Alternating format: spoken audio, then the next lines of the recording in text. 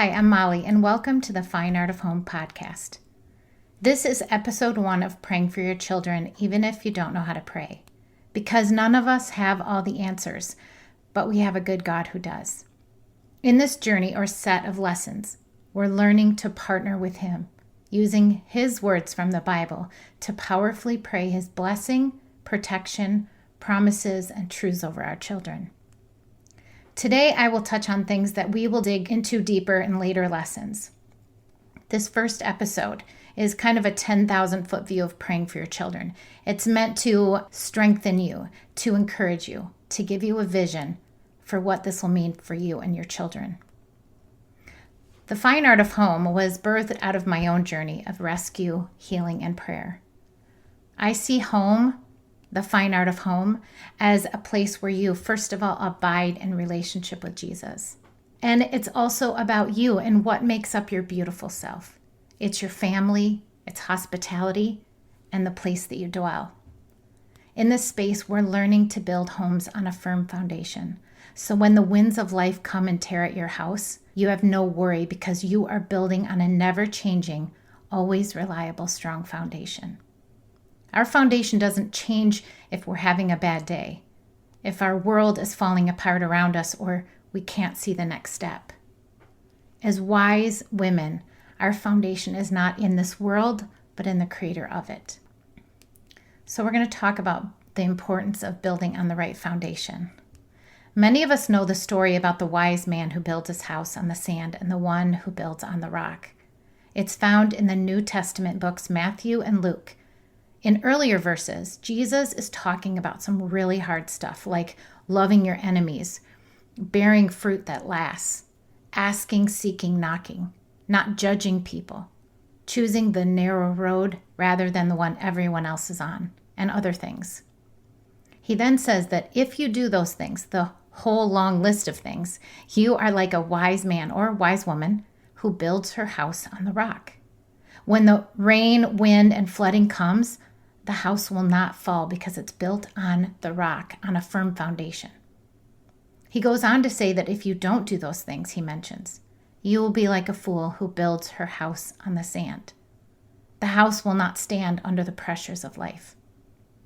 Let those words sink in. You're a mom. You have a nature to nurture. When I was a kid, the Peace Corps slogan was, "It's the toughest job you'll ever love." Motherhood is like that. Implanted in you is this passion to love, and you love even if it costs you everything. You will stay up all night nursing a fever for a child, and then a few hours later wake up and do your regular life all over again. You'll sit endlessly patient with your child as they learn to read at over and over and over. And even when you're more sick than you've ever been, you continue to do your job as normal. You do hard things. But how is it possible to do all the things Jesus mentions? As moms, we have a list of to-dos that never seem to end. It feels like accomplishing all those things, getting it right feels impossible. Psalm 127 says, "Unless the Lord builds the house, they labor in vain who build it." Imagine for a second that you just built a brand new house. Every aesthetic detail was carefully planned. Great care was put into how your family would use it. The furnishings, the material. This is the place where you will build memories for years to come. When you take a step back and look at all your work, it looks beautiful. But little care was given to the foundation. After all, you can't really see it. And maybe you decided on that nice stove that was a better use of funds than adding footings that go below the frost line. Over time, cracks begin to show up in the drywall. Cement starts to heave. Sure, you could patch that up, so it wasn't visible when your friends came to visit. All they would see were the lovely details. But eventually, one part of the foundation would be so broken that the floors would become uneven and buckle. One section of the house would fall away from the rest. Eventually, the house would be damaged beyond repair. Masking the problem would no longer be possible. Psalm 127 uses language that gets the pressure off us. You can labor working so hard to build this thing, striving to craft a life that you've always dreamed of, hoped for. But if God isn't in it, if He isn't the builder, then much of that work will be fruitless. It might not give you the results that you desire. It's this idea of letting go and letting God, if you've ever heard that phrase.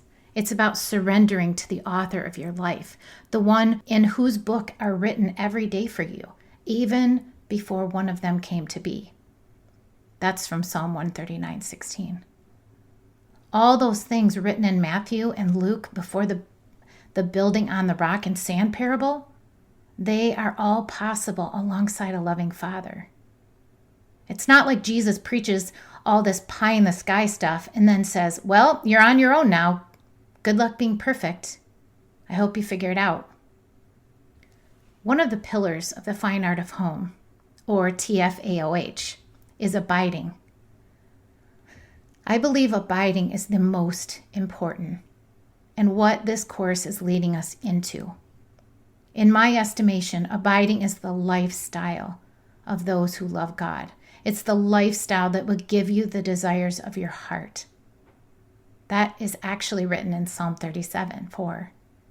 It won't be work just as it isn't work to want to be with your best friend. It will be respite. But back to the abiding. John 15:5 says, I am the vine, you are the branches. He who abides in me, and I in him, bears much fruit.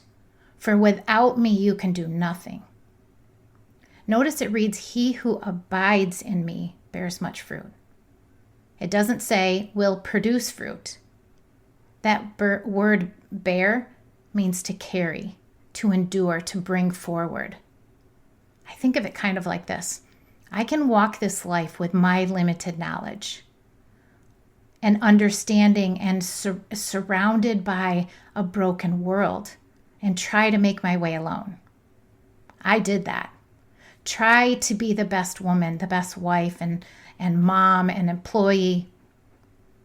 Or I can walk this life with the one who knows all things. Bearing here gives this idea of walking along a path, holding Jesus' hand as he guides me, listening as he points things out to me. It's me heeding his warning as he helps me navigate tough spots in the journey, tough relationships. It's allowing him to nourish me with his rest and his kindness and appreciating that he takes burdens from me that are just too heavy for me to bear. My heart is open when he tells me things about me that need a little adjustment, when he helps me process wounds that I need to be set free from, and tickles my ears with his loving thoughts about me. This means bearing or carrying the treasures he's trusted me with and living them out in his ways, the ways he directs. It's valuing the relationship with him in such a way that I see it as the priceless gift it is. Collectively, this journey allows me to bear fruit. Just walking, listening, obeying, and the fruit is his to produce. The treasures are mine to carry. And again, this language is not about me doing more or having to figure it out for myself. It is very much the opposite. To be honest, I have ulterior motives in this journey with you. You see, I was in the spot where I wanted so many things for my life, for my family, for my marriage, but I had no idea how. Most days I didn't know how to get the laundry folded. I knew I needed prayer because every woman who has ever heard of the Bible knows that they probably need to pray. But I didn't know how I could add one more thing to my already full days. I knew I needed to read the Bible, but where do I start? How do I fit that in? But then, as if by accident, I started to write verses on cards and put them around my house. I began reading them as if they were a prayer, with the teeny tiniest faith that reading them while sending up these little prayers would make a difference. I began. And slowly I started declaring them over my family. It wasn't perfect. It wasn't, daily. Sometimes it would be once a week. I was unsure this would even make a difference because I didn't have a reference point to prayer. Honestly, at that time, I loved God, but I didn't know God. 10 years ago, I felt like a mess, and who was God to even listen to me? Over time, the sweetest thing happened. He showed up. I could see him helping me navigate my overwhelming life. He canceled plans which gave me just a little bit of margin in my day to rest or get other things done. He gave me joy and opportunities and ideas to love on my people.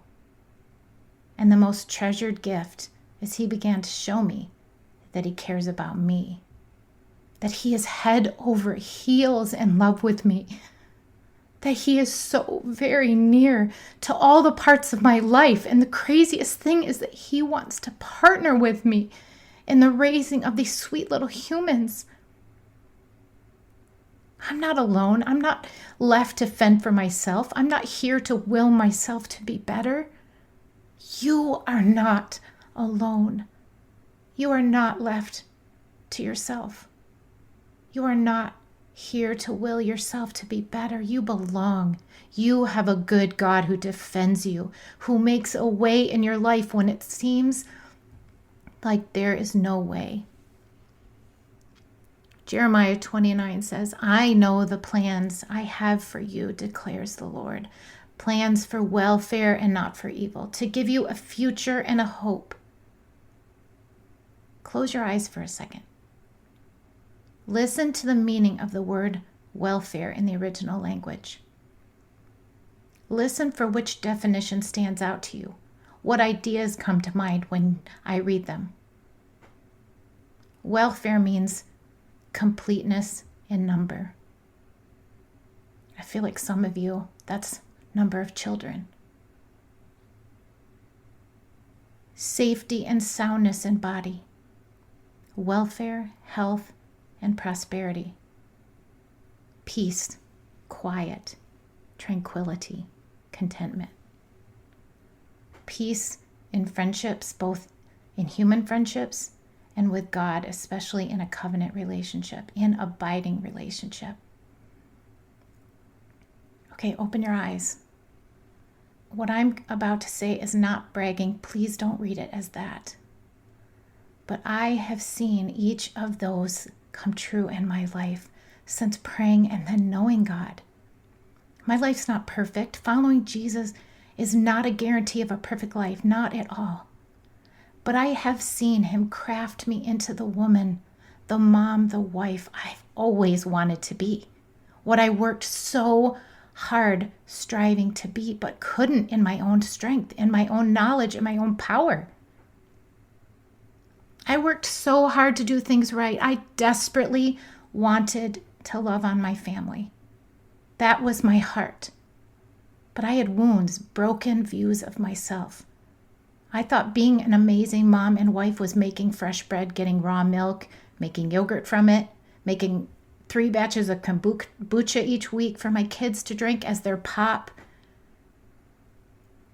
Although I didn't set out to homeschool, in fact, thought homeschoolers were weird because who wants to be with their kids all day, every day, for years and years? When I was homeschooling, along the way, I thought that this is what a good mom was, constantly sacrificing.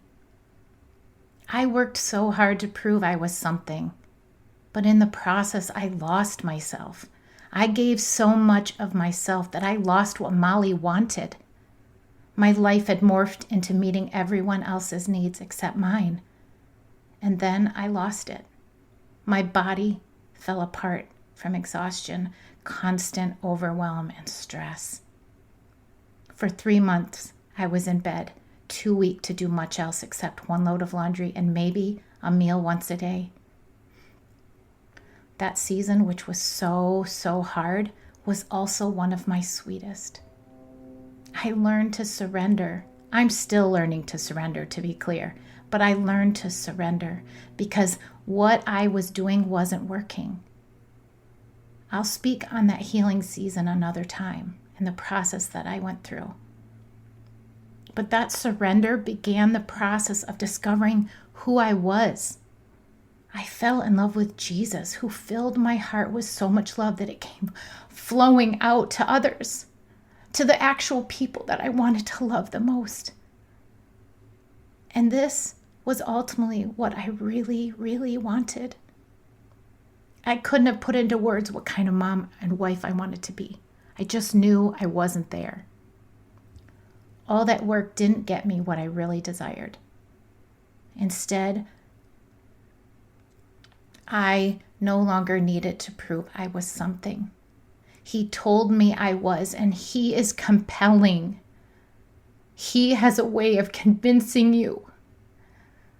And like layers of an onion, and for the rest of my life, he will continue to heal and refine and define me, lead me, craft me into the woman he desired for me when he first thought of me at the beginning of time.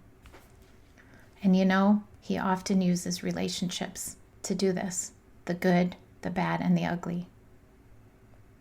So my ulterior motive is that prayer is the catalyst that will awaken you to a loving Father. That love will cause you to live free of self-condemnation, free of making yourself weary in serving and striving, free from the fear of rejection.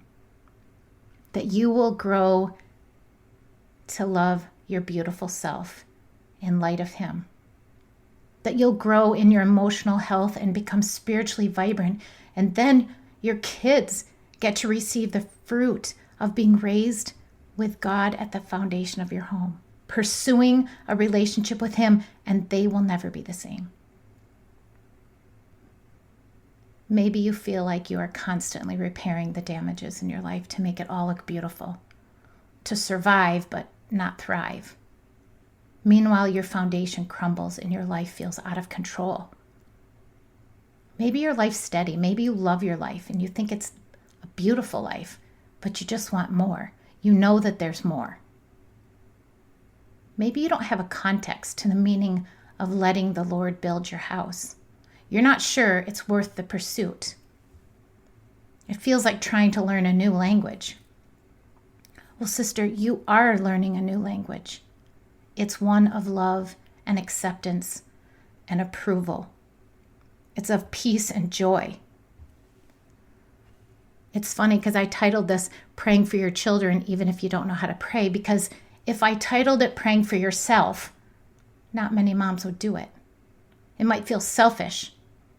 If it was praying for your husband, that might have baggage that prevents you from wanting to do that. But your children, you will sacrifice for them. You will show up to these lessons because you want the best for them. But in this journey, it's about you and them and your husband. These lessons won't contain 30 minutes of reading followed by questions to answer. You won't have to remember all the verses. I will give you cards to put around your house. I'm making this super simple and easy. In this journey, we will talk about what makes you qualified to pray such beautifully powerful words over your children. We're going to talk about that there's a battle going on that is trying to take your children out and what you can do about it. You are a strong woman and you have the ability with God to do something powerful about it. We'll talk about how to pray, what to pray, and why. We're going to learn about the sword of the Spirit. Now, we're not talking about Lord of the Rings. It's about the armor we have available as strong women to wield the sword to protect our children. And practically, we're going to talk about how you can make prayer a part of your life even when you have no time. Some of the lessons we will be going over, I'll be going over the meanings of the verses you'll be praying. This will give you more in-depth understanding of the culture of heaven, the culture of God and the richness of His words to help enrich your prayers. I can't wait for you to flood your life with God's own words over you and your family, no matter what you are feeling and experiencing or how much time you have. This is the launching point. This will be the most important thing you do in your life. Take it from me, who's been there, is on the journey, is pursuing this. A strong foundation is vital to the health of your family. Prayer is that foundation. Who's in? If you want to learn more, there's a link in the show notes to learn more and to sign up to get notified when a new episode comes available. All of my courses are available in our hub, and the link is in the show notes. I love you.